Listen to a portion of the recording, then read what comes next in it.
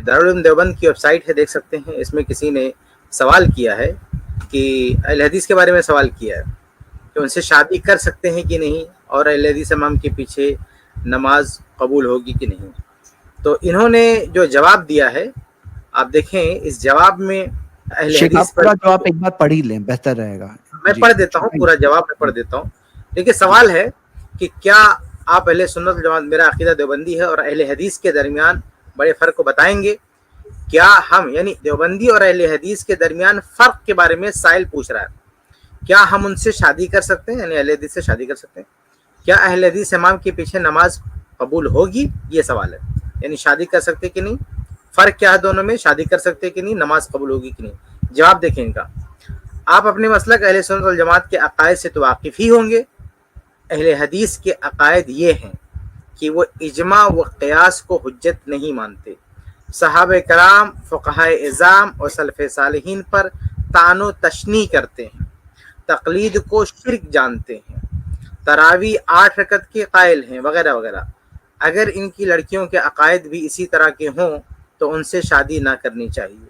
اسی طرح اہل حدیث کے ایسے امام کے پیچھے جو مذکورہ عقائد رکھتا ہو اور واجبات و فرائض میں دوسرے مذہب والوں کی رعایت نہ کرتا ہو، یعنی خون وغیرہ ناقض وضو چیز کے نکلنے سے وضو کا اہتمام نہ کرتا ہو، ایسے امام کی اقتداء میں نماز ادا نہ کریں. یہ دیکھ لیجئے، یہ ان کا فتویٰ ہے.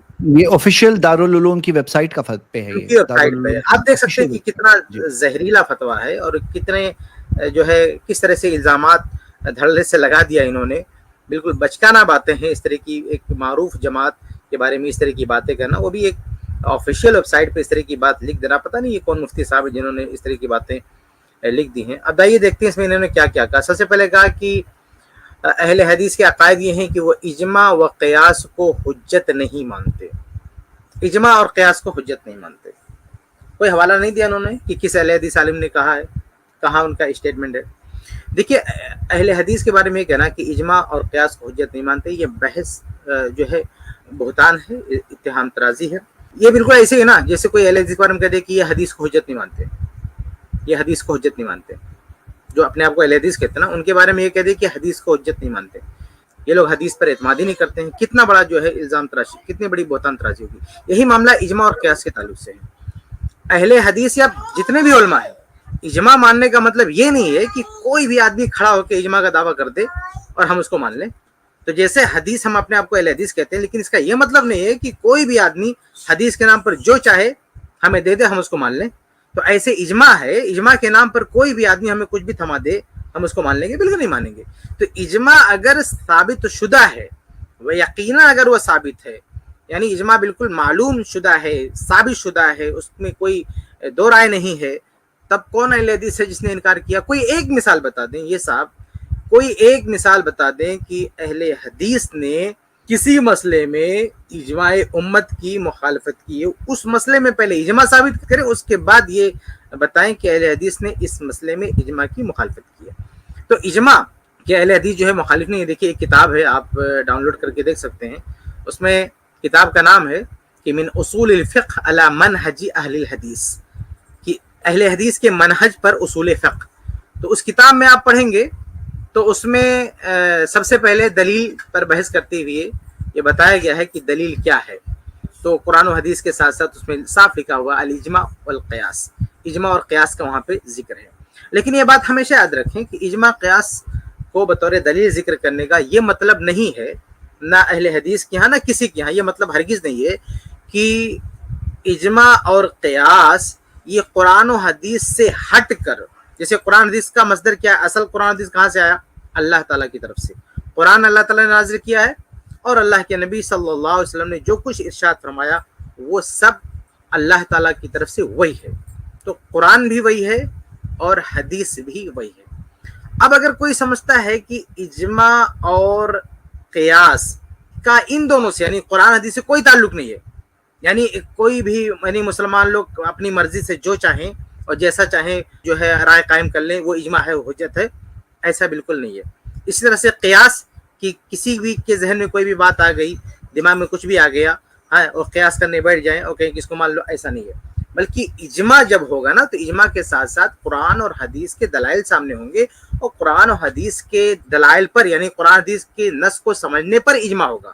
اور اللہ کے نبی صلی اللہ علیہ وسلم کی حدیث سے مسترک حاکم وغیرہ کی کہ لا تجتمع امتی علی ضلالۃ، میری امت کبھی گمراہی پر متفق نہیں ہوتی۔ تو یہ حدیث اس بات کی دلیل ہے کہ کسی حدیث کو سمجھنے میں یا کسی آیت کو سمجھنے میں اگر امت متفق ہو گئی تو وہ حجت ہے، وہ دلیل ہے، وہ حجت ہے، وہ دلیل ہے، اس کا ماننا لازم ہے، اس کا انکار آپ نہیں کر سکتے ہیں۔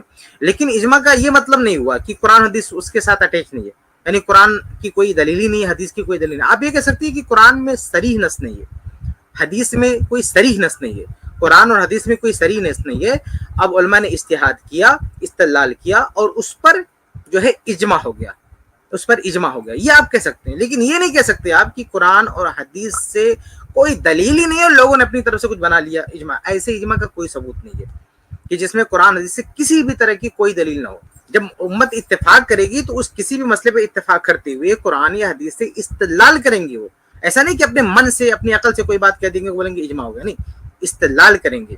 تو یہ ہے اجماع، یعنی اجماع ثابت شدہ ہونا چاہیے۔ اگر واقعی امت نے قرآن و حدیث سے استدلال کرتے ہوئے کسی مسئلے پر اتفاق کیا اور یہ ثابت شدہ ہے تو یہ حجت ہے، کسی بھی اہل حدیث عالم نے اس کا انکار نہیں کیا۔ اہل حدیث اگر انکار کرتا ہے، اور صرف اہل حدیث نہیں ہے، ہر مذہب والے، ہر مسلک والے انکار کرتے ہیں ایسے اجماع کا جس کا ثبوت وہ نہیں مانتے، جس کا ثبوت جو ان کی نظر میں لگتا ہے کہ یہ ثابت نہیں ہے، وہ کہتے ہیں ہم نہیں مانتے، وہ کہتے ہیں کہ ہم اس اجماع کو نہیں مانتے۔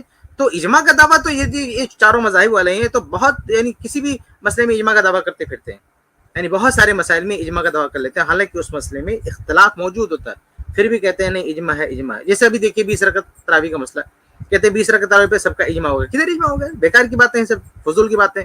تو ایسے جھوٹے اجماع جو ہے، جھوٹا دعویٰ، جیسے جھوٹی حدیث ہم نہیں مانتے ہیں تو جھوٹا اجماع بھی ہم نہیں مانتے ہیں۔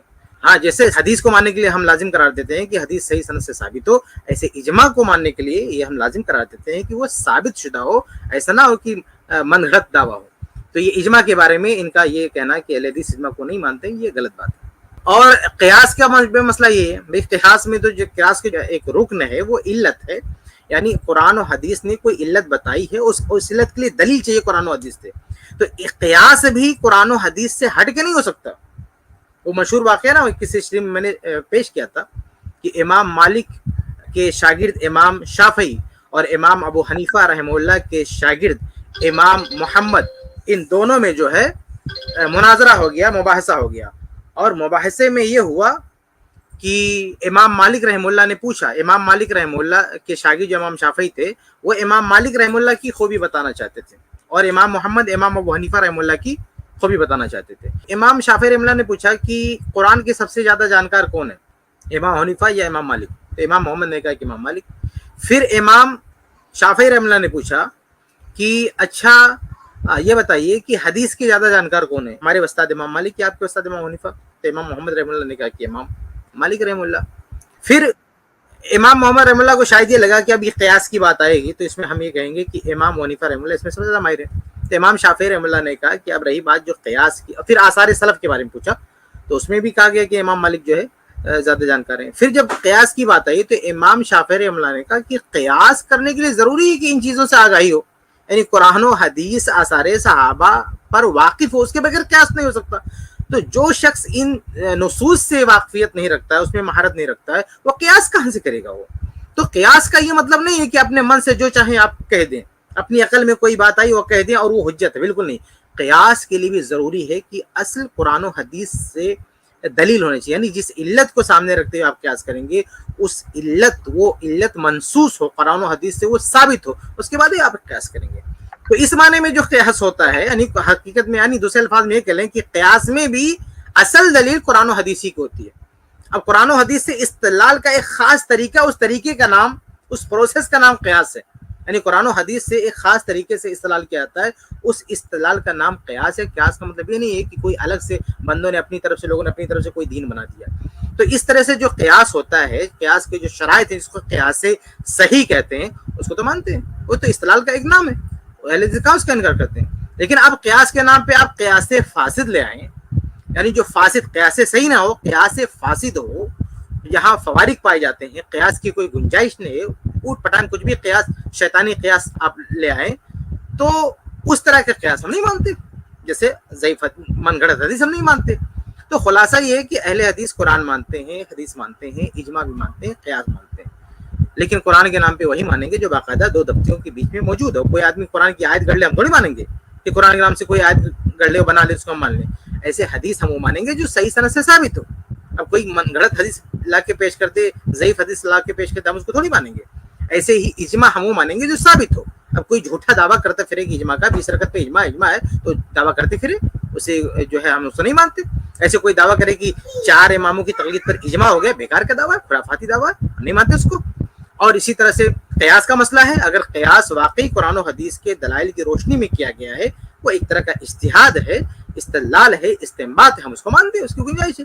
لیکن ایک فاسد یعنی قرآن و حدیث کی کوئی دلیل نہ ہو، اپنے من سے اور اپنی طرف سے کوئی قیاس آرائی کر دے، بلکہ قرآن و حدیث کے دلائل کی ہوتے ہوئے اس کے باوجود بھی اوٹ پٹانگ بات اس میں کہہ دے، ہم اس کو ایسے قیاس کو ہم نہیں مانتے۔ یا کسی نے کوئی مان لیجئے کسی کے پاس کوئی قرآن کی کوئی واضح دلیل نہیں تھی، کوئی واضح حدیث نہیں تھی، اس نے قیاس سے کوئی بات کہہ دیا، بعد میں کیا پتا چلا کہ واضح طور پر نص موجود ہے۔ یہ تو اہل علم کا کہنا ہے کہ لا قیاس مع النص، یہ باقاعدہ رول ہے کہ نص کے ہوتے ہوئے قیاس نہیں۔ تو اگر نص موجود ہے، قرآن و حدیث کی واضح دلیل آ گئی، اب کسی نے قیاس کیا تھا، ہم ایسے قیاس کو نہیں مانتے۔ صریح نصوص کے خلاف اگر کسی نے قیاس کیا، ہم ایسے قیاس کو نہیں مانتے۔ تو یہ اجماع اور قیاس کے تعلق سے میں نے وضاحت کر دی۔ آگے انہوں نے کیا کہا؟ آگے کہتے ہیں کہ صحابہ کرام، فقہائے اعظام اور سلف صالحین پر طعن و تشنیع کرتے ہیں۔ اب یہ طعن و تشنیع کا الزام کس پہ لگایا؟ کہ اہل حدیث صحابہ پر، سب سے پہلے صحابہ کا نام لیا کہ صحابہ پر طعن و تشنیع کرتے ہیں۔ بتائیے کتنا بڑا ظلم ہے، یہ کتنی بڑی غلط بیانی ہے کہ اہل حدیث کے بارے میں کہنا کہ یہ صحابہ پر طعن کرتے ہیں۔ بتائیے، جو اہل حدیث یہ کہتے ہیں کہ قرآن اور حدیث کو اس طرح سے سمجھو جس طرح صحابہ نے سمجھا ہے۔ پوری دنیا کے تمام مسالک میں صرف مسلک اہل حدیث، صرف مذہب اہل حدیث ہیں جو صحابہ کرام کے فہم کو، ان کی فقہ کو اتنی اہمیت دیتے ہیں کہ جیسا انہوں نے سمجھا ہے ہم اس سے باہر نہیں آتے۔ حتیٰ کہ اگر چاروں مسلک والے کسی پر متفق ہو گئے کسی مسئلے پر، لیکن صحابہ سے اگر ہم کو مل رہا ہے کہ صحابہ نے ایسا کیا ہے، تو ہم صحابہ کے فہم کو، ان کی فقہ کو ہم اہمیت دیتے ہیں۔ جیسے میں نے کبھی مثال پیش کی تھی کہ اگر کوئی حاملہ ہے، مرضیہ ہے، رمضان میں روزہ چھوڑتی ہے، چاروں مسلک والے کہتے ہیں کہ وہ قضا کرے گی، لیکن صحابہ سے صحیح سند سے کیا ملتا ہے؟ ایک ہی بات ملتی ہے کہ وہ قضا نہیں کریں گے، وہ کفارہ دیں گے۔ ہم صحابہ کرام کے قول کو ترجیح دیتے ہیں۔ ایسے بہت سارے مسائل ہیں۔ طلاق کا مسئلہ ہے، چاروں مذہب والے کہتے ہیں کہ 3 طلاق کسی نے ایک مجلس میں دے دیا، ہو گئی 3 طلاق، ہم نہیں مانتے اس کو۔ تو صحابہ کرام کے بارے میں یہ کہنا کہ یہ لوگ صحابہ کو نہیں، رکعت تراویح کا مسئلہ آگے انہوں نے پیش کیا، صحابہ کرام سے مل رہا 8 رکعت تراویح، ہم نہیں مانتے اس کے برخلاف جو ان لوگوں نے بنا کے رکھا۔ تو صحابہ کرام کے بارے میں ہمارا تو منہج یہ ہے، ہمارا یہ دعویٰ ہے کہ صحابہ کرام نے جو سمجھا ہے قرآن و حدیث، اس طرح سے ہم کو سمجھنا چاہیے۔ بلکہ وہ بڑی ہی معروف مشہور حدیث تاریخ اوسط کی جو روایت ہے، ہم اسے بار بار پیش کرتے ہیں کہ اللہ کے نبی صلی اللہ علیہ وسلم نے کہا کہ پہلے 72 فرقے ہوئے امتوں میں، اور اس امت میں 73 فرقے ہوں گے، سب جہنم میں جائیں گے سوائے ایک کے۔ صحابہ نے پوچھا وہ ایک جماعت کون سی ہوگی جو جنت میں جائے گی، جو نجات پائے گی؟ تو اللہ کے نبی صلی اللہ علیہ وسلم نے فرمایا کہ ما انا علیہ اليوم و اصحابی، کہ وہ جس پر آج میں ہوں اور میرے صحابہ ہیں۔ تو یہ الزام لگانا اہل حدیث پر کہ وہ صحابہ کو جو ہے طعن کرتے ہیں، بتائیے بہت گھناؤنا الزام ہے۔ اہل حدیث یہ کوئی جو ہے جھوٹا شخص، مکار شخص اس طرح کی بات کر سکتا ہے، کوئی سنجیدہ آدمی اس طرح کے الزام نہیں لگا سکتا معاذ اللہ کی یہ صحابہ کرام رضی اللہ تعالیٰ عنہ پر طعن و تشنیع کرتے ہیں۔ اچھا، اسی مناسبت سے ہم اپنے آپ کو سلفی کہتے ہیں، سلفی بھی کہتے ہیں نا اپنے آپ کو۔ سلفی کا مطلب کیا؟ سلف یعنی جب ہم سلف کہتے ہیں تو اس میں سب سے پہلے صحابہ آتے ہیں۔ تو ہم تو سلفیت اپنے آپ کو صحابہ کی طرف نسبت کر کے سلفیت اپنے آپ کو بولتے ہیں، اور آپ کہتے ہیں یہ صحابہ کو نہیں مانتے، بہت غلط بات ہے۔ اس کے علاوہ دفاع صحابہ پر، صحابہ کو نہیں مانتے، مودودی صاحب نے کتاب لکھی خلافت و ملوکیت، اس میں دفاع صحابہ پہ خلافت و ملوکیت کا جو تفصیلی جائزہ اگر کسی نے پیش کیا تو اہل حدیث عالم ہے۔ کس نے؟ حافظ صلاح الدین یوسف حافظ اللہ نے رحمہ اللہ نے اس کو پیش کیا۔ ایسے پوری تاریخ موجود ہے اہل حدیثوں کی دفاع صحابہ پر۔ تو صحابہ کرام کی فقہ کو ماننے پر جو ہے، اور صحابہ کرام کے منہج پر چلنے کی دعوت دیتے ہیں اہل حدیث، صحابہ کرام کی فقہ کو لینے کی دعوت دیتے ہیں اہل حدیث، صحابہ کرام کے منہج کو لینے کی دعوت دیتے ہیں اہل حدیث، صحابہ کرام کی سیرت کو بیان کرتے ہیں اہل حدیث، اور صحابہ کرام پر کوئی انگلی اٹھاتا تو دفاع کرتے ہیں اہل الحدیث. تو اس کے باوجود بھی اگر کوئی کہتا ہے کہ یہ صحابہ پر تان کرتے ہیں تو بہت بڑا ظالم شخص ہے جس کی بات کرتا ہے. آگے انہوں نے کہا کہ فقہائے اعظام اور سلف صالحین پر تان و تشنیع کرتے ہیں. فقہائے اعظام بھائی کس فقی پر تان و تشنیع کیا ہے؟ ان کی مراد صرف یہ ہے کہ ہم کہتے ہیں کہ تقلید نہیں کرنا چاہیے. ہاں یہی ان کی مراد ہے کہ اماموں کی تقلید مت کرو, دلیل آ جائے تو اس کو مان لو. اس کو یہ تان و تشنیع سے تعبیر کرتے ہیں. تو اہل حدیث کبھی بھی کسی بھی امام پہ تان نہیں کرتا ہے. وہ کوئی بھی امام ہے اور فقیہ ہے تو اہل حدیثوں کا کہنا ہے کہ ان سے آپ استفادہ کیجیے, ان کی جو محنت ہے, ان کا جو علمی ورثہ ہے اس سے فائدہ اٹھائیے, لیکن آنکھ بند کر کے تقلید مت کیجیے. اگر دلیل واضح طور پہ ملتی ہے کہ ان سے خطا ہوئی ہے, دلیل واضح طور موجود ہے, تو دلیل کی بالادستی ہوگی, ہم دلیل کو مانیں گے, ان کو نہیں مانیں گے. تو اس کو یہ لوگ تان و تشنیع سے تعبیر کرتے ہیں. جیسے عیسائی لوگ ہیں, مسلمانوں کو کیا کہتے ہیں کہ یہ لوگ ہمارے نبی کو نہیں مانتے, عیسیٰ علیہ السلام کو ایسا بولتے ہیں. تو عیسیٰ علیہ السلام کو کیا مسلمان نہیں مانتے ہیں؟ مانتے ہیں. عیسیٰ علیہ السلام کو مانتے ہیں, لیکن اس طرح نہیں مانتے جس طرح عیسائی لوگ مانتے ہیں. ہمارے نبی صلی اللہ علیہ وسلم نے عیسیٰ علیہ السلام کو اور اللہ کے نبی صلی اللہ علیہ وسلم کو ہم آخری نبی مانتے ہیں, ان کی شریعت پر عمل کرتے ہیں. لیکن اس سے پہلے جتنے بھی انبیاء آئے اس دنیا میں سب پر ہم ایمان رکھتے ہیں, سب کو ہم مانتے ہیں. لیکن اس میں عیسیٰ علیہ السلام بھی, ان کو بھی ہم مانتے ہیں, لیکن اس طرح نہیں مانتے نا جس طرح عیسیٰ علیہ السلام مانتے ہیں. عیسیٰ علیہ السلام کے جو عیسائی جس طرح مانتے ہیں اس طرح ہم عیسیٰ علیہ السلام کو نہیں مانتے. تو وہ لوگ کہیں گے, تو کہتے ہیں کہ مسلمان ہمارے نبی کو نہیں مانتے. ہم تو مانتے ہیں بھائی, لیکن جس طرح تم منوانا چاہتے اس طرح ہم نہیں مانتے. ایسے یہ مقلدین کا مسئلہ ہے. یہ ائمہ کو جس طرح منوانا چاہتے ہیں اس طرح ہم کیوں مانیں گے بھائی؟ ہم ائمہ کو مانتے ہیں ان کا, بلکہ انہوں نے جس طرح سے اپنا تعارف پیش کیا ہے, انہوں نے خود کا سارا ائمہ نے کہا کہ بھائی ہماری بات اگر قرآن و حدیث کے خلاف جاتی ہے تو ہماری بات چھوڑ دو, قرآن حدیث کو فالو کرو. تو جس طرح سے انہوں نے کہا ہے اپنے بارے میں, جس طرح سے انہوں نے تربیت دی ہے, ہدایت دی ہے کہ کس طرح سے ان کی علمی باتوں سے استفادہ کرنا ہے, جو انہوں نے گائیڈ لائن دی ہے, اسی حساب سے ان کو مانتے ہیں. اور آپ جناب کیا معاملہ ہے آپ کا؟ آپ تو واضح طور پر لکھتے بھی ہو کہ اس مسئلے میں حق امام شافعی کے ساتھ ہے, لیکن چونکہ ہم امام حنیفہ رحمہ اللہ کے مقلد ہیں اس لیے ہم کو وہی ماننا پڑے گا. اپنے امام کے ساتھ کتنی بڑی ناانصافی ہے.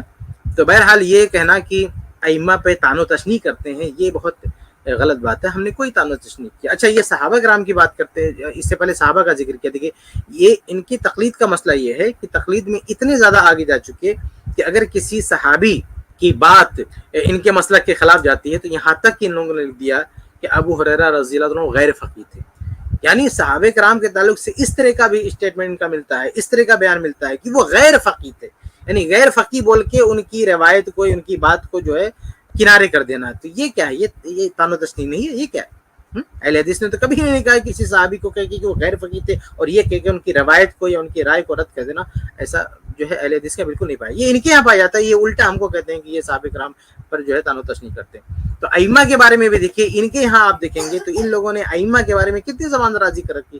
بھائی امام شافعی رحمہ اللہ کے بارے میں تو حدیث گڑھ دیا ہے. کیا کہا کہ میری امت میں ایک امام پیدا ہوگا جس کا نام ہوگا محمد بن ادریس, یعنی امام شافعی, وہو اضر علی امتی من ابلیس, میری امت پر وہ ابلیس سے بھی زیادہ خطرناک ہوگا. بتائیے, استغفر اللہ, معاذ اللہ, امام شافعی رحمہ اللہ کو ان لوگوں نے شیطان سے بھی زیادہ نقصان دہ اور امت کے لیے ضرر رسا قرار دے دیا, اور کہتے کہ ہم تان و تشنیع کرتے ہیں.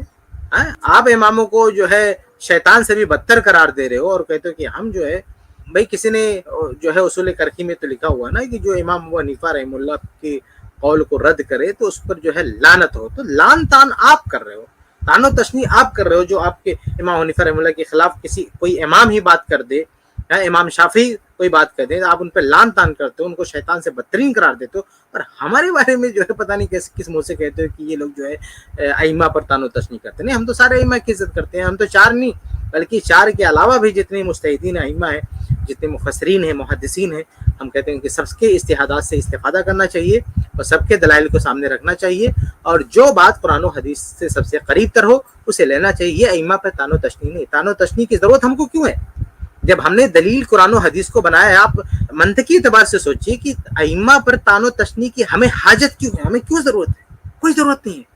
کیونکہ ہم جب قرآن و حدیث کو دلیل مانتے ہیں, صحابہ کرام کے فہم کو ہم حجت مانتے ہیں, تو اب ان سب کو دلیل ماننے کے بعد ائمہ کو برا بھلا کہنے کی کوئی وجہ ہمارے پاس؟ کوئی وجہ نہیں. وجہ تو ان کے پاس ہے کہ انہوں نے کہ بعض ائمہ کو بٹوارا کر دیا کہ ان کو مانیں گے دوسروں کو نہیں مانیں گے. تو آپ کے پاس وجہ ہے تان و تشنیع, ہمارے پاس تو کوئی وجہ نہیں ہے. نہ ہم نے تانو تشنیح کی ہے. آپ کے پاس وجہ بھی ہے تانو تشنیح کی اور آپ نے تانو تشنیح کی بھی ہے. آپ نے شیطان سے بدتر پتہ نہیں کیا کیا کہا ائمہ کو, بلکہ ائمہ اربعہ میں سے بھی دوسروں کو کیا کچھ کہا آپ نے. تو اس لیے اہل حدیث کو بدنام کرنا یہ بہت غلط بات ہے. آگے انہوں نے کیا کہا دیکھتے ہیں. آگے کہا کہ تقلید کو شرک جانتے ہیں. بھائی کس تقلید کو شرک جانتے ہیں؟ کس اہل حدیث نے کہا کہ بھائی تقلید کرنا شرک ہے؟ ہمیں تو نہیں معلوم کہ کسی نے کہا کہ تقلید کرنا شرک ہے. ہاں کسی اہل حدیث نے یہ کہا ہوگا کہ اگر کوئی یہ عقیدہ رکھتا ہے کسی بھی امام کے بارے میں کہ یہ ایک شخص کو ماننا ہے چاہے ان کی بات قرآن و حدیث کے خلاف ہی کو نہ ہو, کیسا بھی کہہ دیں, انہوں نے کہہ دیا تو بات ختم, اب اس کے آگے نہ قرآن ہے نہ حدیث ہے, کوئی نہیں, یعنی پوری طرح سے ان کو رب بنا لیا. اس طرح کا اگر کوئی عقیدہ رکھے گا تو اہل حدیث یا کوئی اس پہ کہہ سکتا ہے تو یار شرکی عقیدہ ہے کہ آپ نے کسی امام کو یہ درجہ دے دیا کہ قرآن میں آئے حدیث میں کہیں بھی آئے ہم سے کوئی لینا نہیں, ہمارے امام نے کہہ دیا بات خلاص. بلکہ امام ابن تیمیہ رحمہ اللہ نے تو ایسے شخص کے بارے میں بہت سخت الفاظ لکھے ہیں. میں یہاں پیش نہیں کروں گا, آپ جا کے سرچ کر کے دیکھ لیں, میرا ایک پورا آرٹیکل ملے گا کہ ابن تیمیہ رحمہ اللہ نے ایسے لوگوں کے بارے میں کیا کہا جو یہ عقیدہ رکھتے ہیں.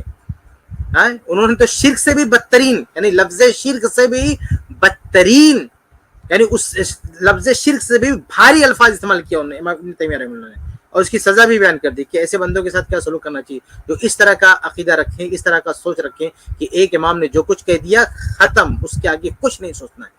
تو اس طرح کا کوئی عقیدہ رکھتا نا کہ ان کا کہا ہوا حرف آخر ہے, ان کی کہی ہوئی بات کے آگے نہ ہم قرآن سنیں گے نہ حدیث سنیں گے نہ کسی کے امام کی بات نہیں سنیں گے. ہاں تو اس طرح کا کوئی عقیدہ رکھے تو ایسے لوگوں کے بارے میں جو ہے کوئی اہل حدیث کی بات مل سکتی کہ انہوں نے شرک کہا. لیکن ایسے جنرل کہ جو بھی تقلید کرتا ہے وہ مشرک ہے یا تقلید کرنا شرک ہے. تقلید کو حرام کہا ہے اہل حدیث نے, لیکن تقلید کو شرک نہیں کہا ہے. وہ خاص لوگوں کے بارے میں بات کہی جا سکتی ہے, جیسے ابن تیمیہ رحمہ اللہ نے کہا ہے کہ خاص لوگوں کے بارے میں کہ اس طرح کا کوئی عقیدہ رکھتا ہے تو مرتد ہے, اور پھر بہت کچھ انہوں نے کہا ہے, جا کے آپ جو ہے پڑھ سکتے ہیں.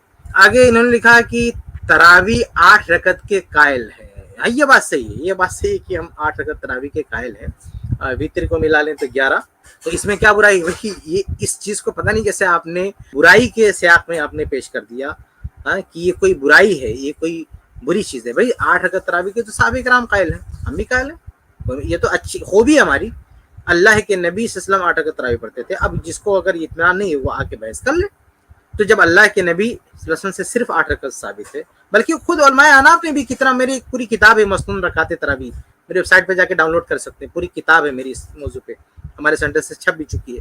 اس میں ہم نے خود علماء احناف کے, حنفی علماء کے کتنے اعترافات ذکر کیے ہیں, ان کے کتنے اقوال ذکر کیے, انہوں نے خود اعتراف کیا ہے کہ بھائی 8 رکعت تراویح یہی سنت ہے. تو جب سنت کا اعتراف آپ لوگوں نے خود کر کے رکھا ہے, اس کے باوجود بھی آپ یہ اس کو گمراہی کے طور پہ گنا رہے ہیں کہ اہل حدیث کا عقیدہ, اور عقیدے میں آپ گنا رہے ہیں کہ ان کا عقیدہ خراب ہے.